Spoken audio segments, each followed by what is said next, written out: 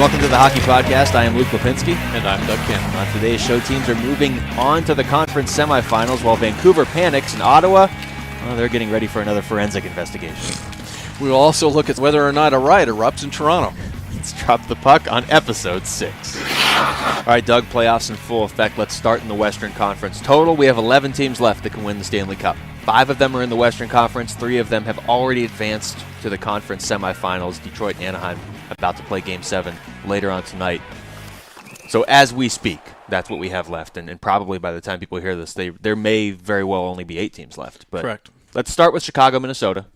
Pretty much exactly the way everybody expected that series to play out. Probably the most predictable first-round series maybe ever, because we said this last week. We're not alone in saying this. Minnesota can't score. If you can't score, you can't beat Chicago. That's exactly what happened.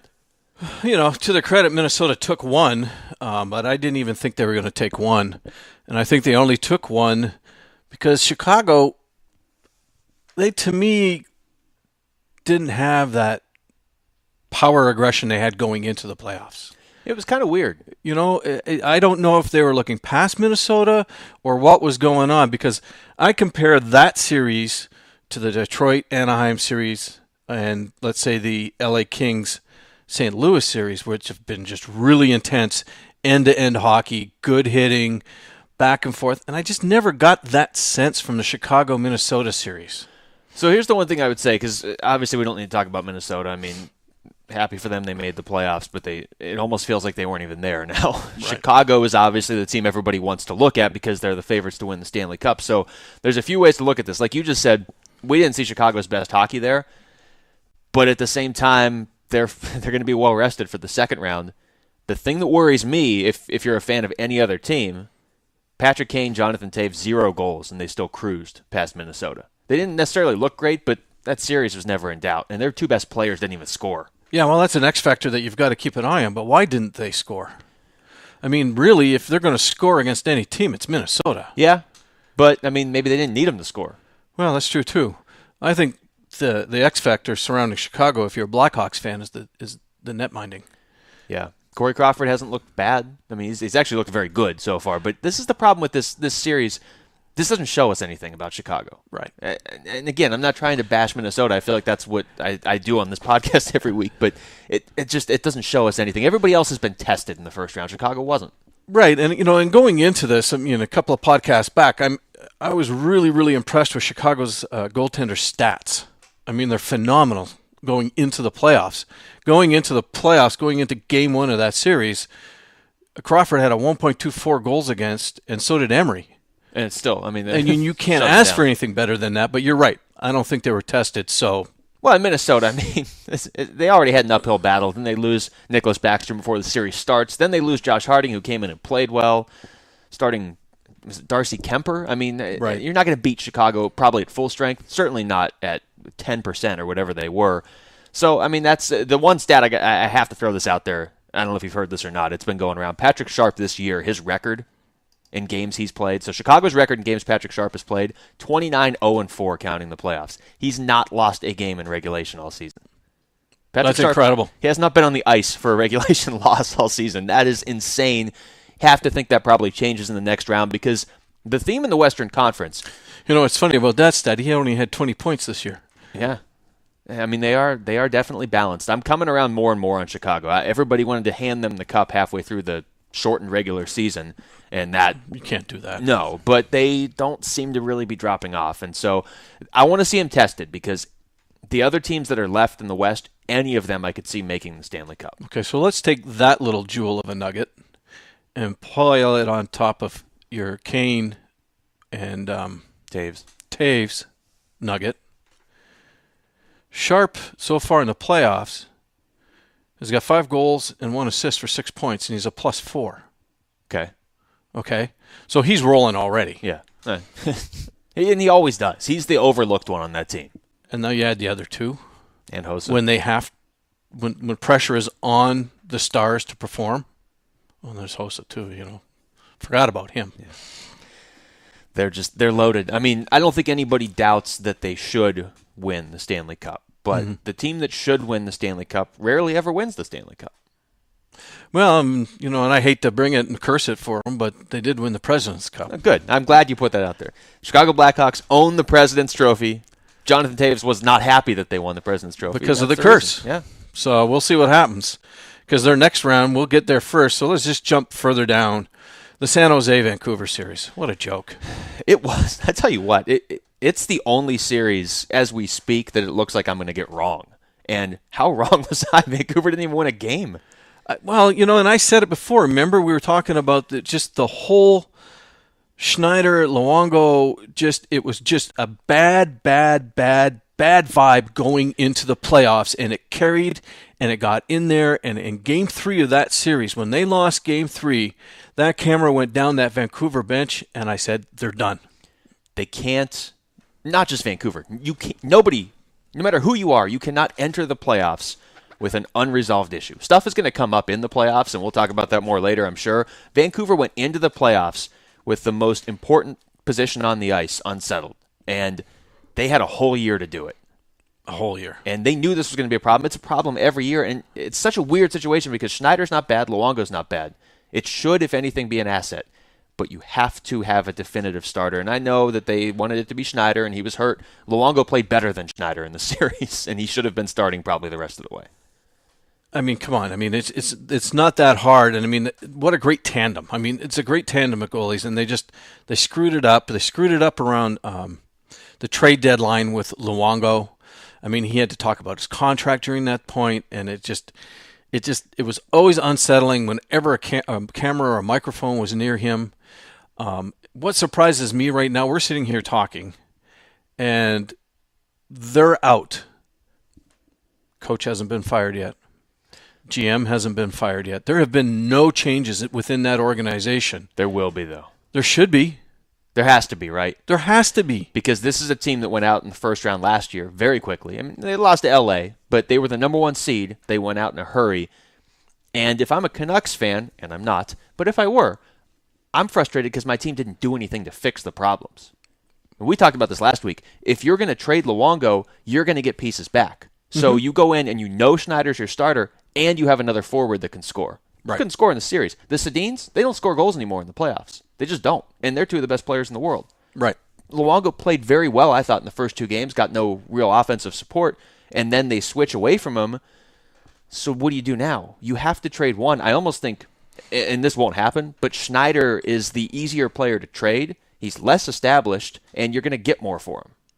There's a lot of teams in the NHL that could use a goalie like Schneider. There's a lot that could use Luongo, too, but they can't trade for him. Right.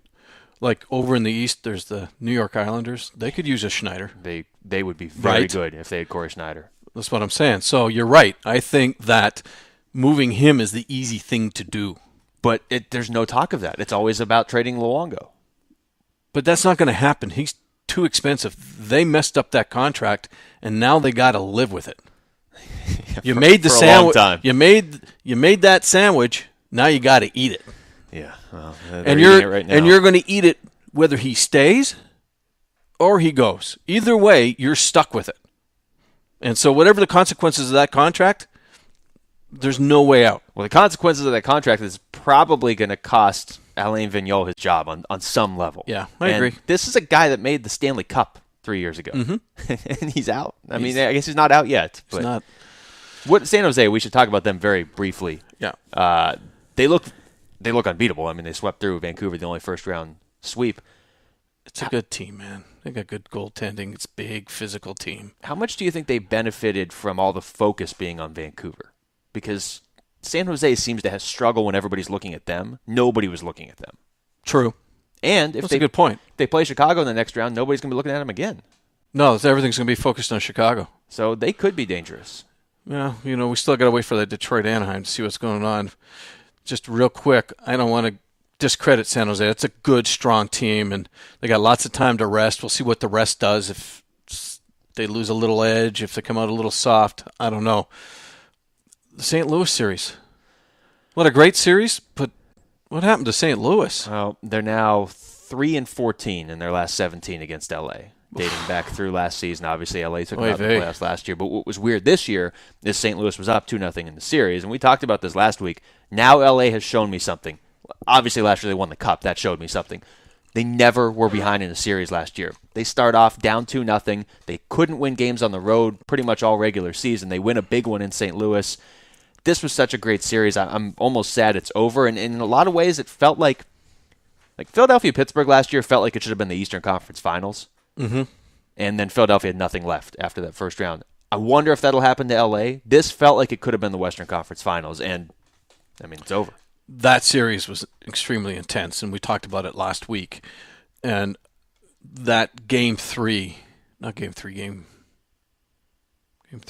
all blur together because they were all 1-0 or 2-1. I'm trying to think of what game it was. They were all physical, but there was never really fighting. There was just physical playoff hockey.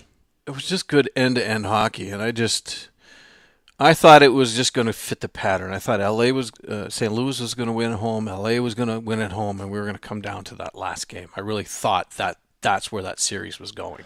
I never came around on St. Louis this year as the guy that it just seemed like everybody loved the Blues, and they're a good team.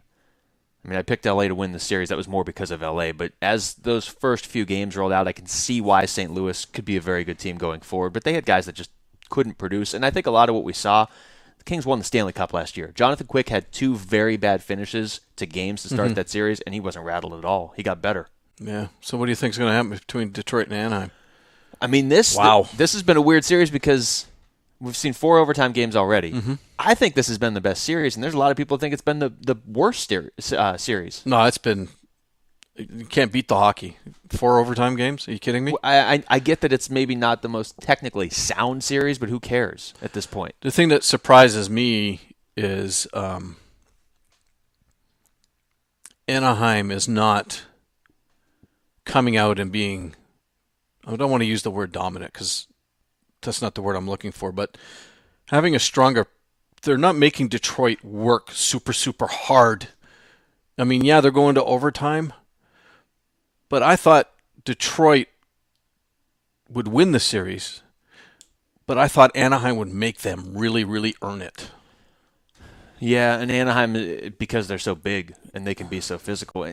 Anaheim, what has been strange about them is they have that secondary scoring this year they never had. So I'm going to stop you there. Let's go back to from when the playoffs first started. Okay. And we talked about Anaheim being kind of flat. Not anymore. Going into the playoffs. Is that little lack of energy going into the playoffs allowing Detroit to stay alive? See, here's the thing.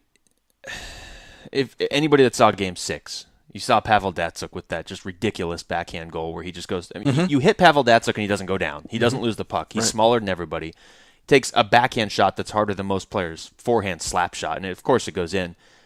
I don't think you let Detroit hang around. I think Datsyuk just keeps them in games. And Zetterberg plays his best in the playoffs.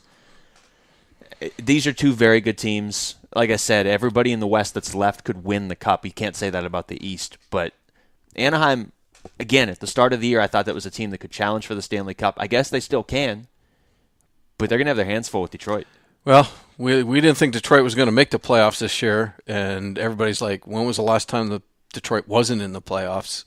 And they're showing you why they're in the playoffs and why they tend to advance. Well, because it's all about experience. The last 5 Stanley Cup champs are all still in the playoffs. And most of those, the key players are still on their same teams.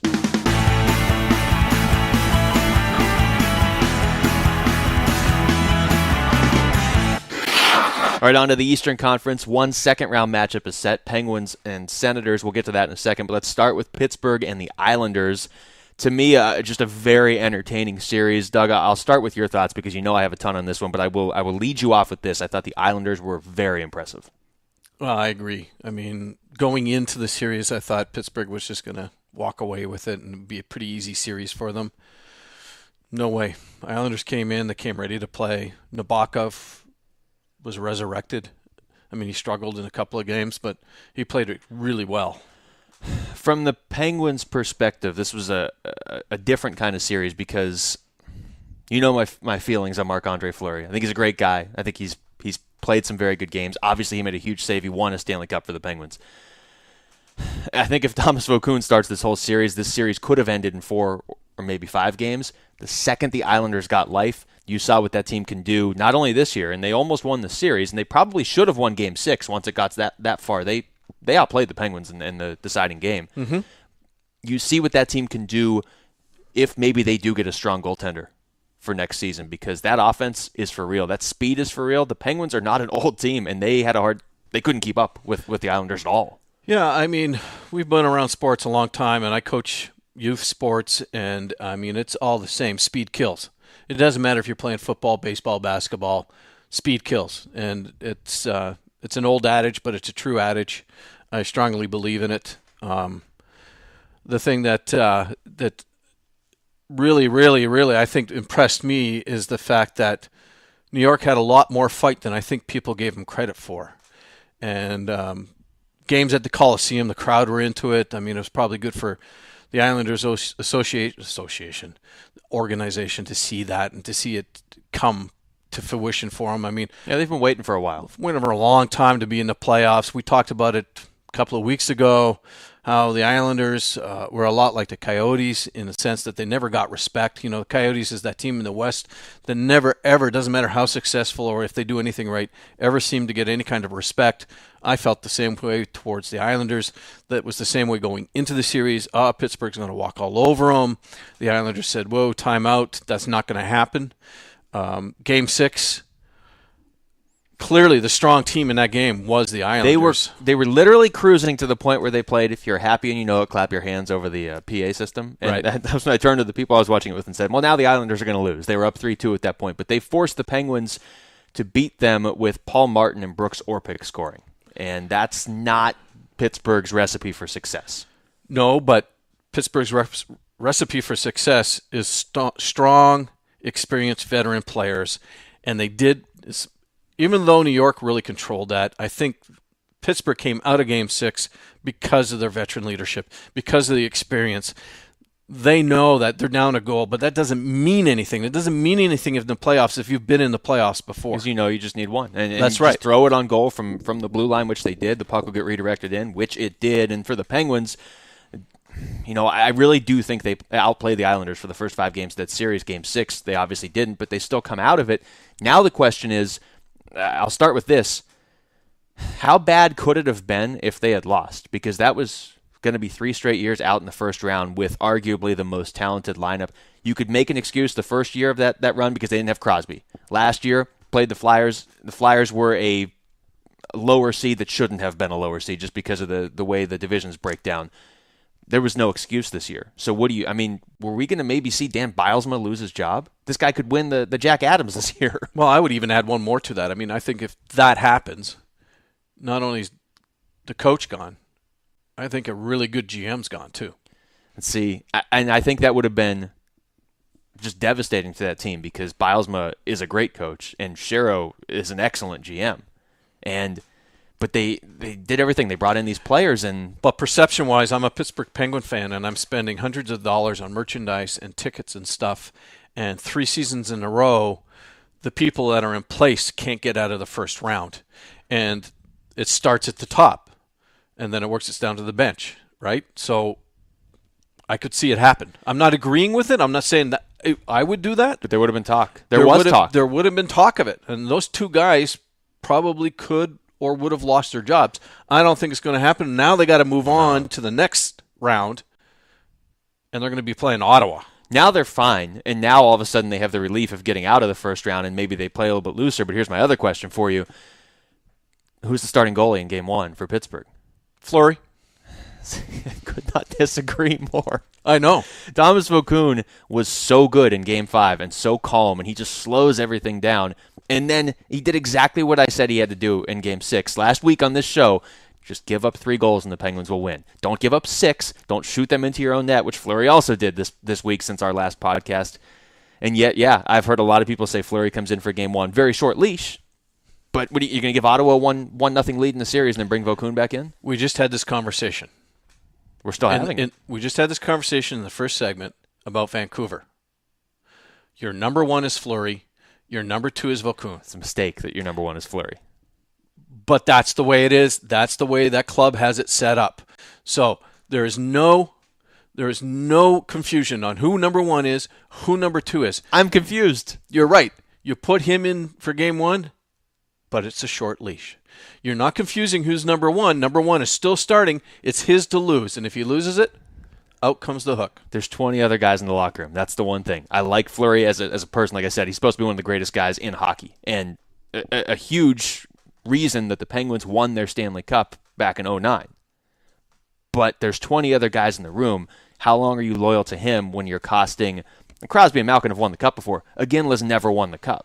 Letang, Brooks Orpik, I mean, you're costing good players a chance to win the Cup. Fleury's won the Cup. Fleury made a few very key saves in that run. But my feelings on him are the same now as they were 5 years ago. Well, either way, whether it's Vokoun or Fleury starting game 1 in the second round, they got a lot of work. Ottawa is a strong, physical team, and they're rolling right now. They're not a 7 seed. No. They are a 7 seed the way LA was an 8 seed last year. Yeah, I agree. They just basically steamrolled Montreal in every possible way. I mean, the 236 penalty minutes total in Game 3 is unreal. I mean, the Rangers had 444 all year, to put that in perspective. But Montreal tried to get physical with Ottawa early in the series. Backfired. It's not going to work. No, it backfired. And then we basically had the most predictable upset, certainly of these playoffs. I don't know anybody that took Montreal, and they were the 2 seed. And Ottawa, I mean, they just cruised. They outscored Montreal in the third period and overtime of the series 13-0. How do you not score a goal in the third period? Well, you're not going to win many games, and they didn't. No. With that. And now, we talked about this the last couple shows. Paul McLean, great job this year, maybe wins Coach of the Year. Now he's getting his players back. Yeah, we just talked before we went to sit down and record this. Speza's skating. I mean, there's a possibility he can join this team in the playoffs. And I think they need him because, again, from the Penguins' perspective, Ottawa's a better team. I think the Islanders may have matched up better with the Penguins because I don't know who on Ottawa's going to score. I'm not that scared about Eric Condra and Kyle Turris keeping up with Crosby, Malkin, and Iginla. But if Jason Spezza comes back, then you have Spezza and Carlson, and you have a goalie that can slow the Penguins down, and you have a great coach. I really do think Paul McLean is breaking out as a great coach. Don't forget Alfredson. He can do some damage when he wants. Yeah, and he still is, even at the age of 75. And then, we got Washington and the Rangers. Rangers have struggled a little in this series, but Washington's not steamrolling. No, and I think the difference so far has been Rick Nash, who has as many goals in these playoffs as he did last year for Columbus. And Columbus, as you will recall, did not make the playoffs last year. And he has 0 goals and 1 assist in this series. That's through 5 games. The assist was a nice one, but he's got to score. He's got to. That's why they got him. That's his job. For the playoffs. Yeah, you've got to score. Remember, they got rid of Marian Gaborik, too, so that's another one of your scorers. You have to get offense from Rick Nash. They've essentially shut down Ovechkin, but they're still losing the series. Do or die today for them. I mean, it's put up or shut up. They're one of those teams that every series they play, I think last year every series went 7 games all the way through. Well, we predicted at the start that this series would go 7. And it probably will. Because we talked about it ending up Game 7 in Washington. Yeah. And last year they went 7 with Washington, and Game 7 was in New York. Right. And I mean, it works for them. They play, every game is close for the Rangers. Every series is close. They never look dominant, but they're never out of a series. But at the same time, over the course of the playoffs, this, to me, is a team that has the talent to win the Stanley Cup. But if they're going to go 7 games with Washington, assuming they even come back, then they're going to have to go against Boston or Toronto. I mean, that's going to wear you down at some point. And this year, the best teams are really still in it. You're not going to be able to get through the playoffs playing 7-game series all the way through. No. So let's talk about Toronto-Boston. Holy cow. It's been a good series. It's been Toronto won 2 games. I can't believe that. The Maple Leafs fan is back. They scored a goal. This is shocked. amazing. I'm shocked. They look good. They did look good. The Mikhail Grabovski play that didn't turn into a goal but nearly did in Game 5 against Tuukka Rask, I mean, that's one of the plays of the playoffs right now. Game 5 was such classic playoff hockey for me. The first period of that game was like watching an overtime period. It was so fast, so intense. And second period wasn't any different. I mean, that game just went bam, bam, bam, bam, bam, bam. And I had to leave the game for a little bit. It was 0-0 after 2. I went to a local rink for tryouts at a local level. You trying out for the NHL? No. And I had squirt tryouts. Oh. I don't know if you might be a little old for squirts. I'm a little old for squirts, but we had tryouts nonetheless. So one of the coaches that I coach with, I said, "Dude, what's the score?" 2-0. Yeah, it was quick. It was very quick. I'm like, what? And I'm just like, wow. But I mean, that game was just. Oof.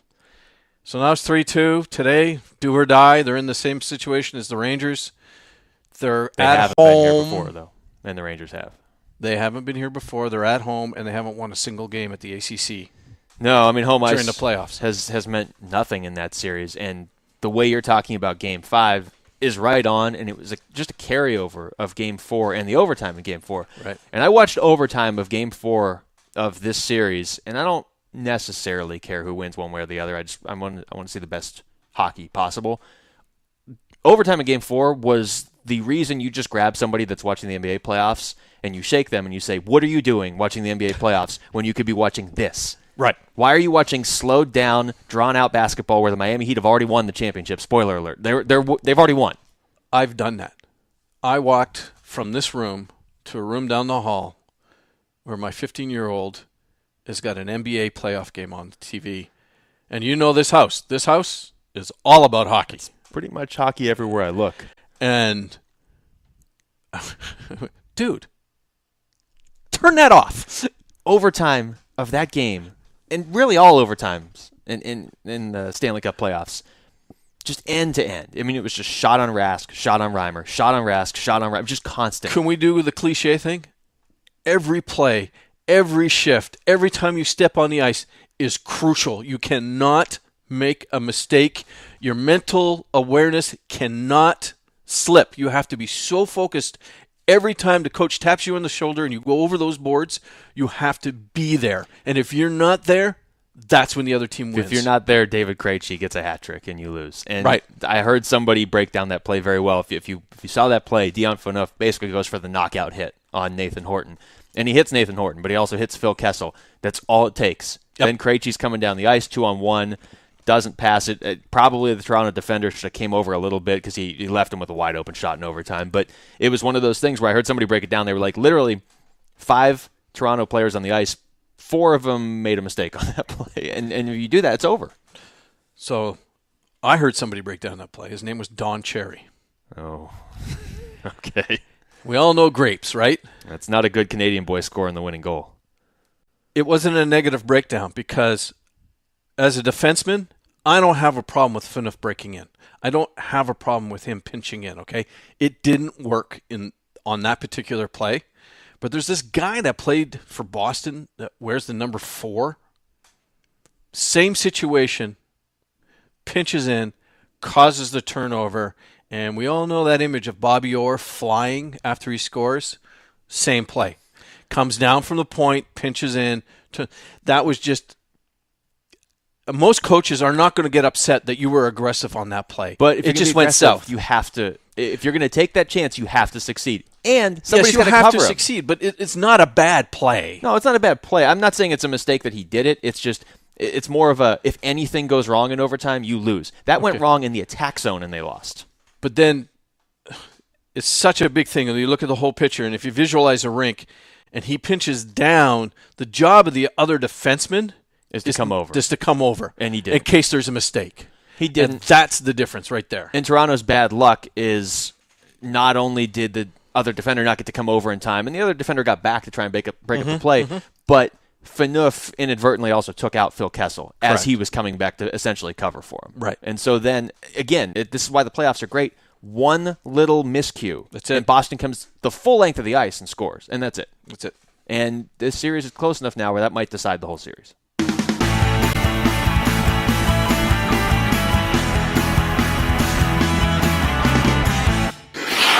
All right, Doug, final segment, news and notes. Let's start with the World Championships. They are still going on. Canada leading Group S. Team USA leading Group H. Can we just stop right there?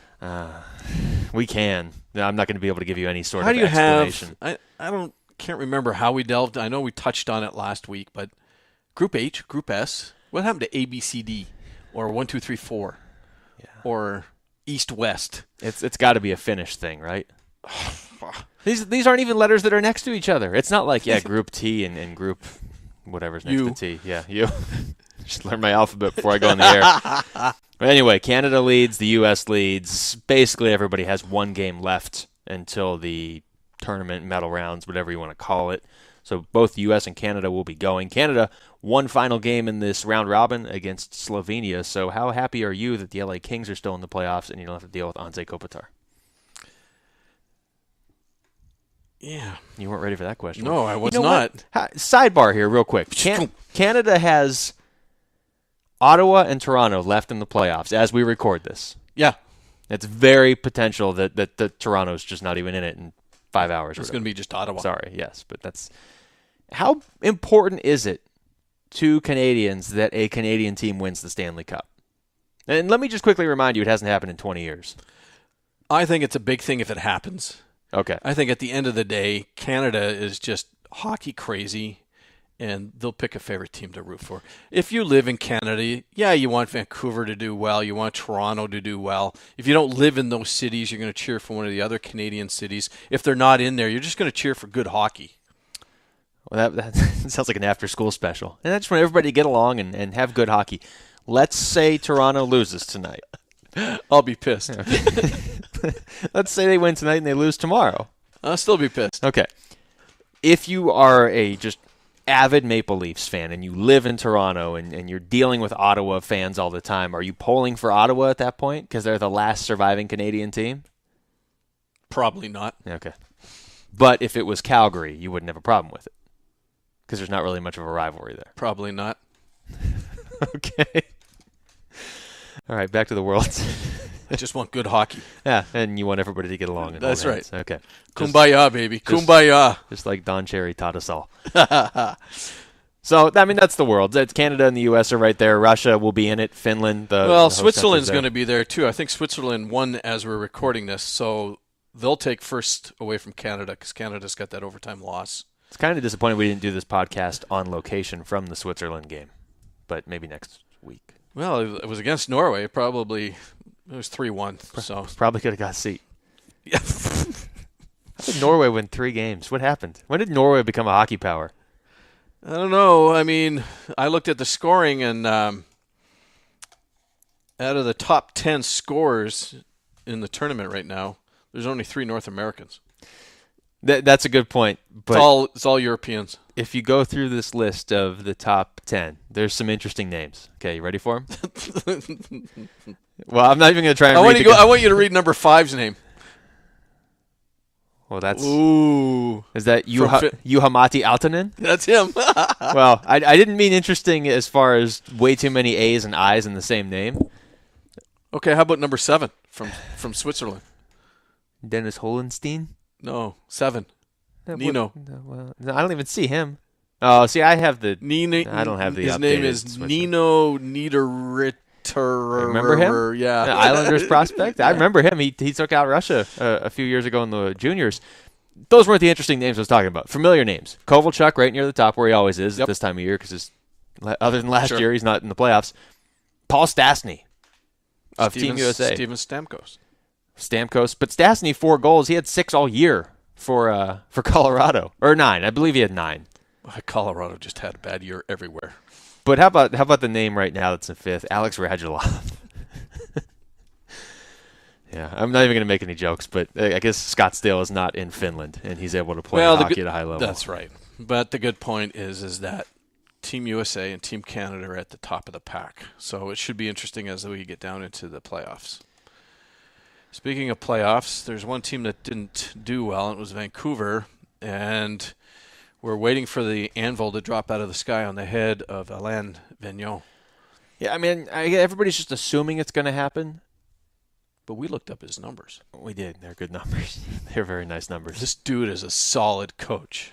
I tried to pull up a calculator on my laptop, and it blew up my laptop to figure out his winning percentage. But here's his record with Vancouver. This is just the Vancouver. 313, 170, and 57. That's Kind of telling, in the fact just that he's coached that many games for Vancouver. Right. Came in 06, 07, won the Jack Adams his first year. Okay, here's the bad news. Numbers aside, the year he won the Jack Adams Award, it was the first year with Vancouver, 06, 07. All right. Okay. Lost in round 2. The following year, didn't make the playoffs. Yeah. Following year, lost in round 2. Following year, lost in round 2. In 10-11, lost in the finals. Last year, lost in round 1.